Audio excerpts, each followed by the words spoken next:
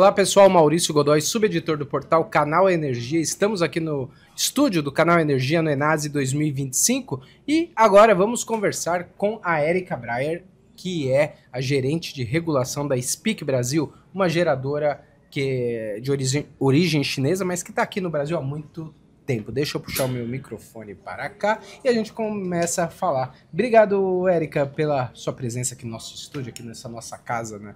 No Enase 2025.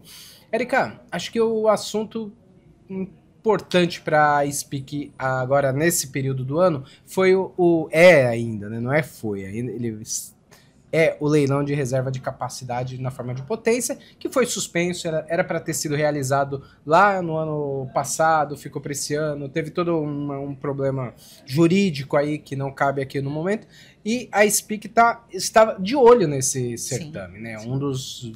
Das disputas, mas não com a térmica, sim com hidrelétrica, o produto hídrico, né? Isso. Como é que tá esse processo? Onde que tá essa capacidade que a Speak quer colocar, quer participar, quando tivermos finalmente esse leilão, né? Tudo bem, Maurício? Boa tarde para todo mundo. Para a gente foi uma surpresa extremamente positiva ter recebido aquela portaria em 2 de janeiro, né, que saiu publicada no Diário Oficial, dizendo que o leilão aconteceria agora em junho. Estava previsto agora para o dia 27 de junho desse ano. E com a possibilidade do produto hidrelétrico, incluindo as usinas que eram contratadas no regime de cotas, poderem participar. Sim. Então, a gente estava realmente bastante esperançoso, a gente correu com tudo para poder cadastrar.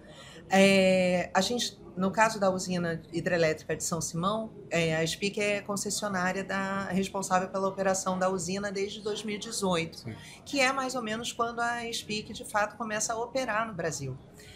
De lá para cá, só para você ter uma ideia, a Speak já fez um investimento de mais de 15 bilhões no país, né? Incluindo justamente né? Não só em São Simão, não né? só em São Simão, mas em outros projetos solares, tem projeto eólico também, tem uma participação em GNA. Então, a gente tem um apetite ainda muito grande de investimento no país. E aí a gente viu como uma oportunidade para dar continuidade a esses investimentos no país, o leilão de reservas de capacidade. Por quê? Porque a usina hidrelétrica de São Simão ela tem 6 unidades geradoras operando Sim. hoje. Né? É uma usina antiga, tem 46, vai fazer 46 anos de operação, está passando por um processo de modernização das máquinas antigas, mas existe 4 postos vazios. 4 postos vazios disponíveis para a gente colocar unidades geradoras novas. E esse tipo, né, de ampliação da usina hidrelétrica que é o objeto do leilão de reservas de capacidade. Então, a gente comemorou, né? Corremos com o cadastramento do projeto, tanto na EPE, aprovamos o projeto básico na ANEEL, conseguimos a anuência do IBAMA, conseguimos a anuência da ANA, então a gente estava com tudo pronto. E aí a gente veio, né? Teve a surpresa, um pouquinho, né, triste. Do adiamento desse leilão. Adiamento do leilão. Estamos aí, eu acho que com bastante expectativa de que saia a portaria, né? A gente teve um comentário do próprio Ministério de Minas e Energia ontem aqui no Enase, falando sobre a publicação ainda esse ano das portarias, do leilão de diretrizes, de sistemática, né? Então, a gente está nessa expectativa.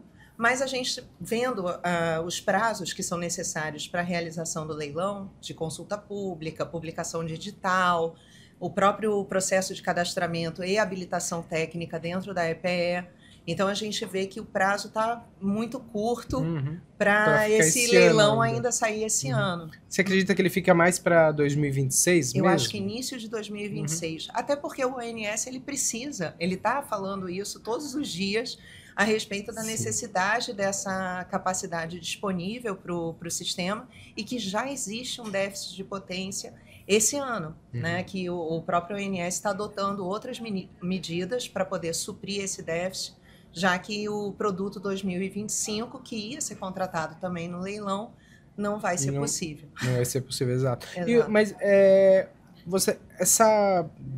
O Fernando Colli, eu estive nessa coletiva, Foi né, uma coletiva após a participação Sim. dele aqui, onde ele falou isso. Eles falaram em 2 portarias e uma consulta pública agora, né? Mas para fonte hídrica, não deve mudar muita coisa, porque Não. isso tudo veio por conta das demandas de outra fonte, de outro produto térmico, né? Exato. Então, pelo menos da parte de vocês que estão ali para disputar a hidrelétrica, não vai mudar nada. Não, é só aguardar prazos, né? E é isso que a gente está aguardando, até porque, como a gente concluiu o processo de cadastramento na EPE até dia 8 de abril, que era quando você precisava entregar os últimos documentos, isso já aconteceu em leilões anteriores, que a própria EPE ela dá a possibilidade de você reaproveitar os documentos já cadastrados. Se isso acontecer de novo para esse leilão, a gente realmente já cumpriu os requisitos. Agora a gente, se houvesse a necessidade de apresentação de mais alguma atualização, alguma coisa, a gente faria. Não teria problema, mas a gente acha que não vai mudar. Só reapresentação, né, qualquer coisa, né? Agora, são 4 poços, né? Você pode falar qual seria a configuração ali? A ideia é justamente, dependendo do resultado do leilão, fazer o investimento em 1, 2 ou 3 ou nos 4 poços? Para cadastrar, a gente precisa cadastrar já indicando quantas máquinas a gente vai colocar. Então, o projeto que é aprovado na ANEEL, ele já diz qual é a quantidade de unidades geradoras que a gente vai estar habilitando. Né? Nesse caso, num primeiro momento, como a gente não tinha certeza dessa possibilidade da participação da hidrelétrica, a gente habilitou uma unidade geradora. Tá. Então, aí a gente ficaria... Como a gente ouviu, e isso tem sido repetido, inclusive pelo próprio Gentil do Ministério, pelo Zucarato e tal, de que a demanda por potência ela vai acabar se tornando algo anual. Então, a gente acha realmente que você vai ter outras possibilidades de leilão em 2026, 27, 28. Então, a gente faria esses investimentos de forma progressiva, né? Claro. Exato.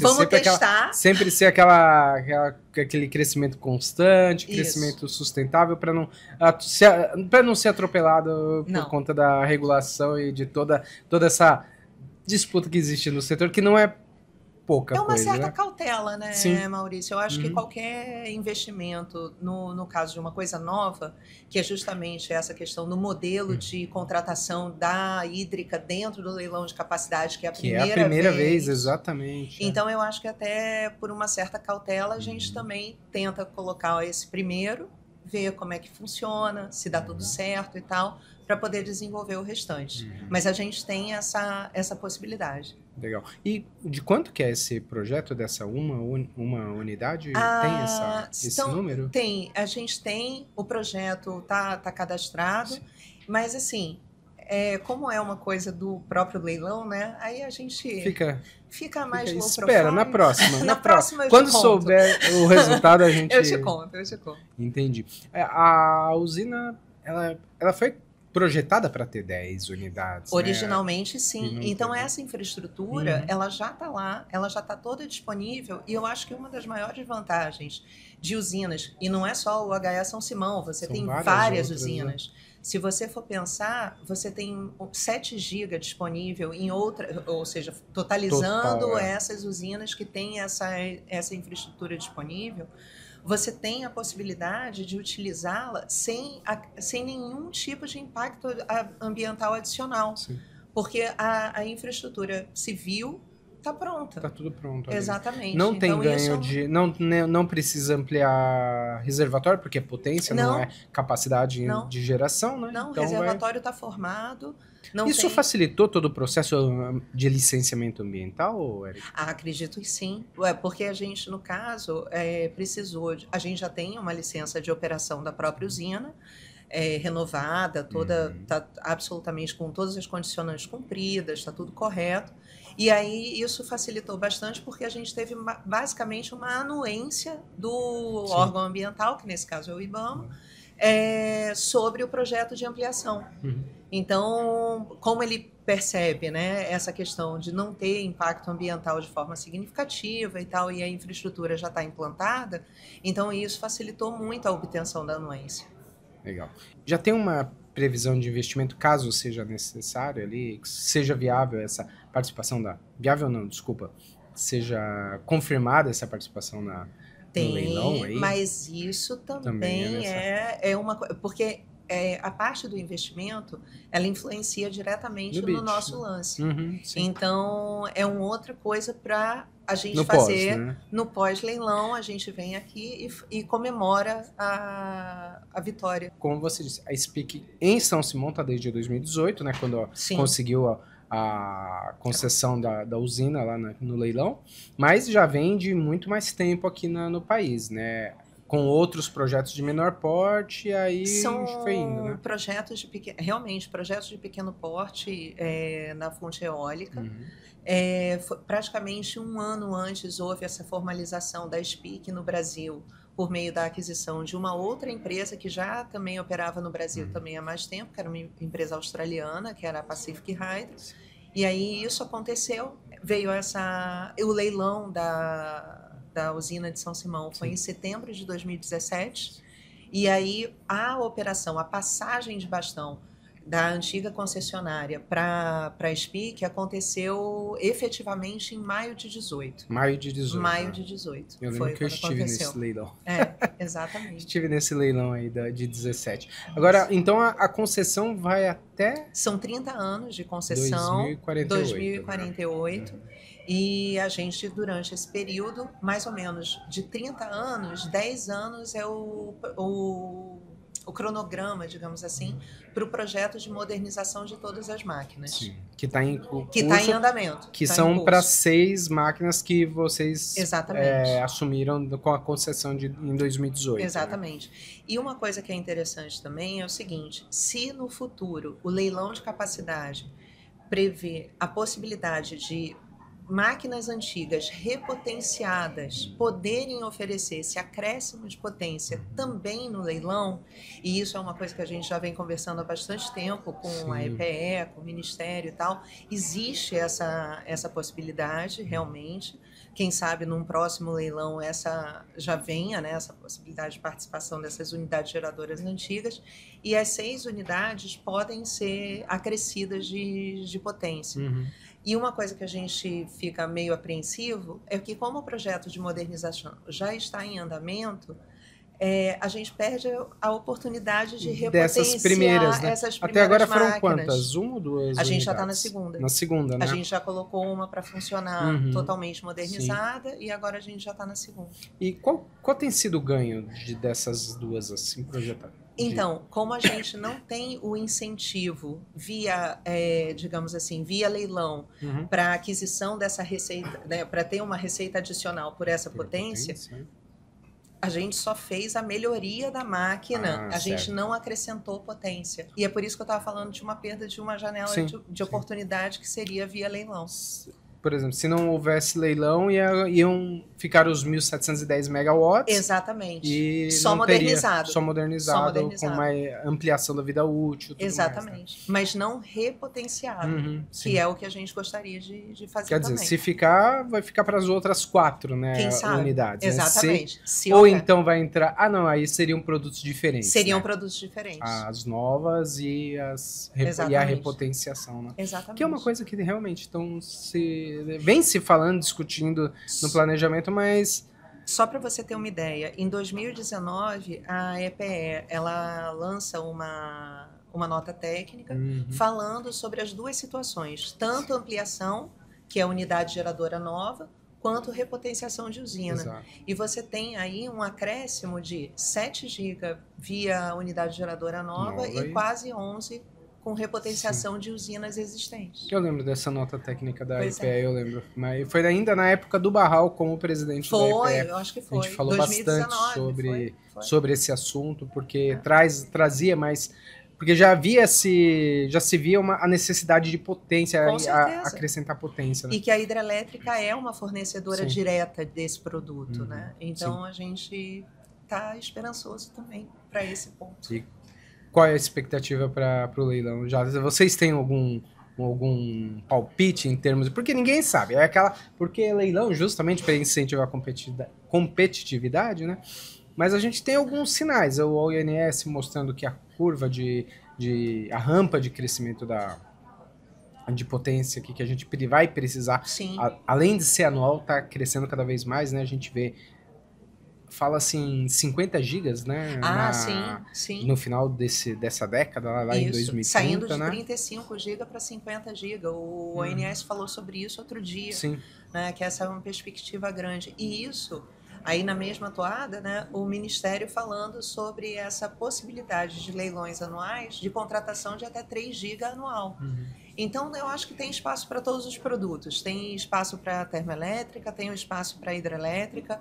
Se você for pensar, o produto hidrelétrico, ele cadastrado agora para esse leilão que aconteceria agora em junho, chegou a 5,2 GB. Então, você já tem uma quantidade aí de hidro disponível bastante grande para atender esse pedacinho aí do sistema que vai ficar crítico. Érica, você acredita que, como a gente era para ter sido em 2024, não foi, 25 está passando e provavelmente não vai por conta dos prazos legais, vai ser 26. Ou seja, a gente tem aí um período de 3 anos onde já se deveria ter contratado, pelo menos na avaliação do ONS, e não se contratou. De repente, para 26, se confirmando, de repente você pega a demanda desses 3 anos, assim, acredita que possa ocorrer isso? Ou não, vai escorregar o bloco só para frente? Então, Maurício, a gente não sabe, porque, por exemplo, no caso do leilão que aconteceria esse ano, você teria produtos até 2030. Sim.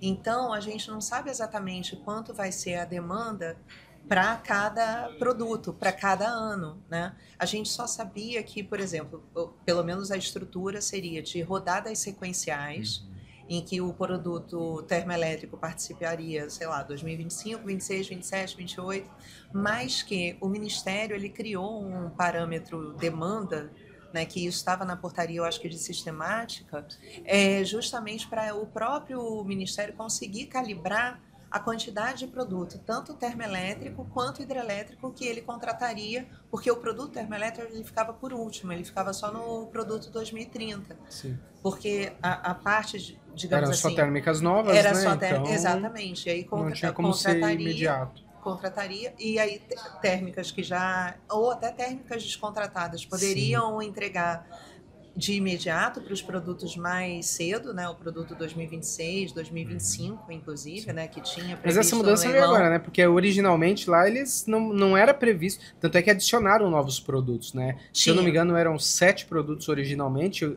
térmicas novas e hidrelétricas sendo com espaços. E aí depois teve veio essa mudança com ampliação, né? Essa ampliação que colocou as térmicas que iam ficar descontratadas no período, né? Que entraram aí, né? Esse foi uma parte que a gente não olhou, porque como o produto hidrelétrico, desde a origem, ele já estava previsto para 2030, era o nosso foco. Então, e a gente estaria preparado para entregar, porque o cronograma para a instalação dessa unidade geradora nova na usina de São Simão era totalmente cabível dentro desse período. Não, tá certo. Bom, só para terminar aqui, o investimento da SPIC no Brasil, desde a chegada da Pacific Hydro e até o plano aí de futuros próximos, tem um volume de quanto já foi investido e qual perspectiva de investimento? Olha, até esse ano foram mais de 15 bilhões investidos no Brasil. A gente, obviamente, ainda tem uma expectativa de investimento grande, não sabe exatamente qual o tamanho, até porque vai depender muito do mercado. Sim. Hoje a gente sofre muito com a questão do curtailment, então eu acho que isso é uma preocupação que não é só da SPIC, eu acho que de qualquer gerador que está investindo no Brasil hoje. Você não consegue fechar um modelo financeiro para investimento em eólica e solar sem considerar essa questão do corte de geração. E eu acho que enquanto isso não ficar muito claro em termos de solução, a gente vai adiar um pouquinho, né? Vai dar esperar um pouco para saber exatamente como é que isso vai ser resolvido.